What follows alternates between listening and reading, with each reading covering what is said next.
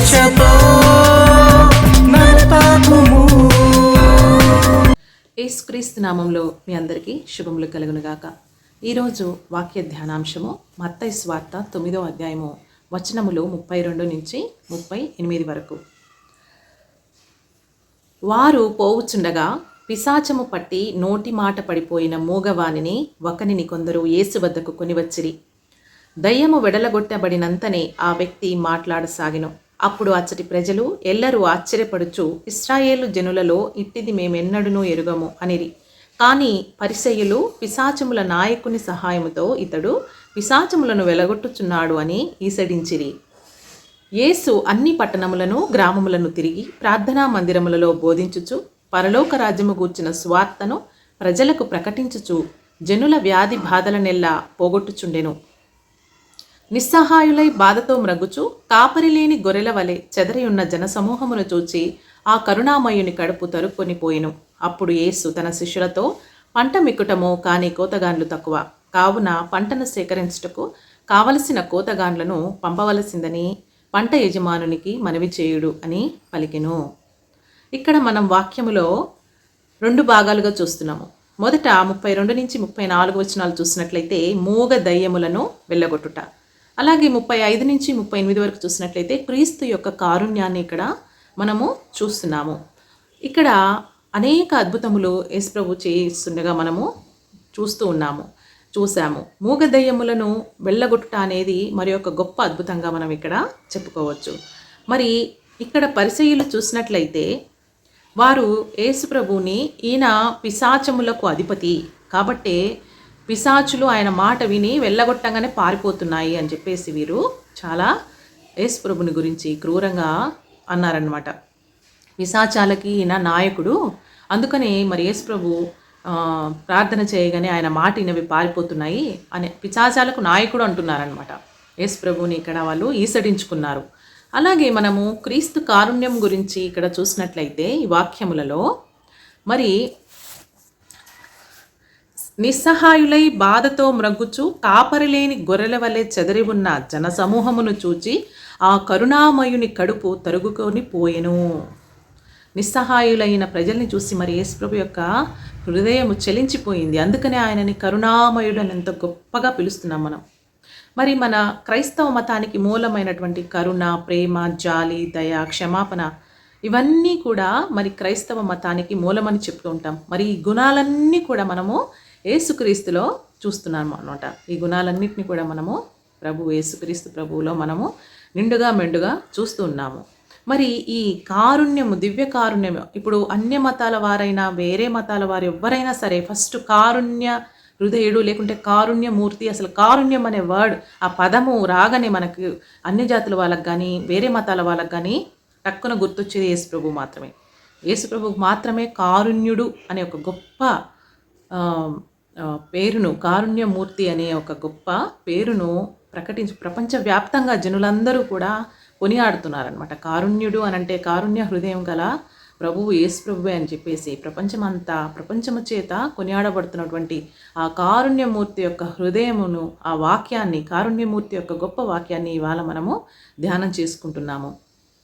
మరి కాపరి లేకుండా చెదరి ఉన్న వారిని చూసి యేసుప్రభు కనికరపడి మరి ఆయన కరుణా హృదయము చలించిపోయిందనమాట. ఇక్కడ యేసుప్రభు ముఖ్యంగా అనాథల పట్ల, పేదల పట్ల, దిక్కులేని వారి పట్ల వీరందరినీ తన సొంత బిడ్డలుగా యేసుప్రభు హక్కును చేర్చుకుంటూ వారిని తన సొంత బిడ్డలుగా వారిని స్వీకరిస్తున్నటువంటి గొప్ప కరుణామయుడు క్రీస్తు అనమాట. మరి కాపరి లేకుండా అంటే ఏ తోడేలు వచ్చి వారిని మింగేస్తుందో అని చాలామంది భయపడుతూ నిస్సహాయతతో ఎదురు చూస్తున్నటువంటి వారిని కంటికి రెప్పలగా కాస్తున్నటువంటి మంచి కాపరి మన క్రీస్తు. తప్పిపోయిన వారిని వెదకి రక్షించి తీసుకుని వచ్చి తన మందలో చేర్చుకునే గొప్ప కారుణ్యమూర్తి యేసు ప్రభు. మరి గాయముతో బాధపడుతున్నటువంటి తప్పిపోయిన గొర్రెను స్వస్థపరచి తన సొంత చేతులతో కట్లుగట్టి స్వస్థతపరిచి తన హక్కున చేర్చుకున్నటువంటి గొప్ప కారుణ్య కాపరి మన యేసుక్రీస్తు. గాయపడిన గొర్రెకు స్వస్థతను కలిగించేటువంటి గొప్ప కారుణ్య కాపరి మన క్రీస్తు.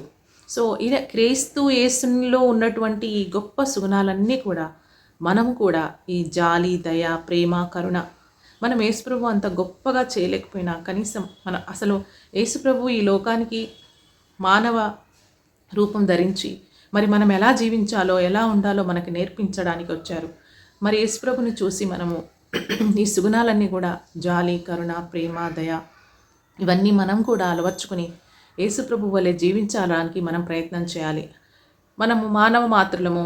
మనం చాలా ప్రతిరోజు ఏవో ఒక తప్పులు చేస్తూనే ఉంటాము. మనకు దేవుడు అవకాశం ఇస్తూ ఉంటాడు, అంటే లేని వాళ్ళకి సహాయం చేసే అవకాశం. కానీ మనం కనుక్కోలేము, అది మనం గుర్తించకుండా వాళ్ళకి సహాయం చేయకుండా వాళ్ళని మనం వెలివేస్తూ ఉంటాము మన జీవితంలో. కాబట్టి మనం సహాయం చేయగలిగినప్పుడు ఖచ్చితంగా మన ఉదార హృదయము యేసుప్రభు వలె మనము జీవిస్తున్నప్పుడు ఖచ్చితంగా ఆయన పోలికగా మనం కూడా ఆయన చేసినటువంటి పనులన్నీ మన జీవితంలో కూడా మనం చేసుకుని యేసుప్రభులాగట్టే దిక్కులేని వారి పట్ల, అనాథల పట్ల, వితంతువుల పట్ల జాలి, దయ, ప్రేమ ఈ గుణాలన్నీ కూడా మనము అలవర్చుకుని యేసుప్రభు చెప్పినటువంటి మార్గంలో నడుచుకుంటూ మనము ఆ కారుణ్యాన్ని పంచుదాం ఇతరులకి, బలహీన వర్గాలకు, లేని వారికి, పేదవాళ్ళకి యేసుప్రభు ఎలా అయితే కారుణ్యాన్ని పంచుతూ కారుణ్యమూర్తిగా పేరు తెచ్చుకున్నారో ఆ విధంగా మనం కూడా పేదల పట్ల, జాలి లేని వాళ్ళ పట్ల కారుణ్యాన్ని పంచుతూ మనము యేసుప్రభుని చూసి నేర్చుకోవాలి.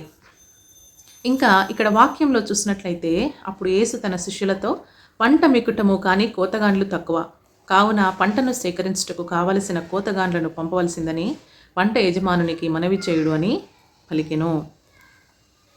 మరి పంట మికుటము, కోతగాండ్లు తక్కువ అంటే ప్రజలలో ఇక్కడ పాపము మరి పెరిగిపోయి, పాపులు ఎక్కువైపోయి, మరి వ్యాధి బాధలతో అల్లాడుతున్న జనాలు ఎక్కువైపోయారు, ప్రార్థించేవారు తక్కువయ్యారు.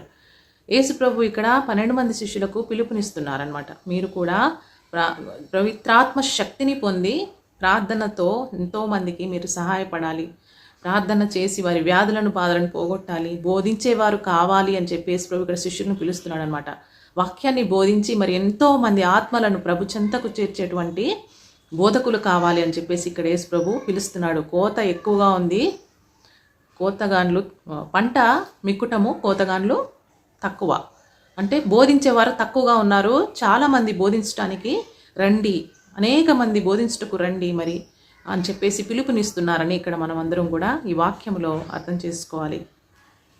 ఈ వాక్యం అనుగుణంగా ప్రభు మరి ఎలా అయితే కారుణ్యాన్ని బలహీన వర్గాలకు, పేదలకు, అనగారిన వారికి, దిక్కులేని వారికి మరి కారుణ్యమూర్తిగా కారుణ్యాన్ని పంచుతూ గొప్ప కారుణ్య హృదయుడిగా ఉన్నటువంటి యేసుప్రభుని చూసి మనం కూడా పేదల పట్ల సహాయం చేసే దగ్గర అవకాశం వచ్చినప్పుడు సహాయం చేసుకుంటూ మరి మనం కూడా ముందుకు వెళ్ళాలని, యేసుప్రభు నడిచిన మార్గంలో నడుస్తూ మరి ఆయన ఆజ్ఞానుసారం, చిత్తానుసారం జీవించే భాగ్యాన్ని, మనకు శక్తిని కూడా యేసుప్రభు మనకు దయచేయాలని మరి పరలోక తండ్రిని మనము మనసారా ప్రార్థన చేసుకుందాం.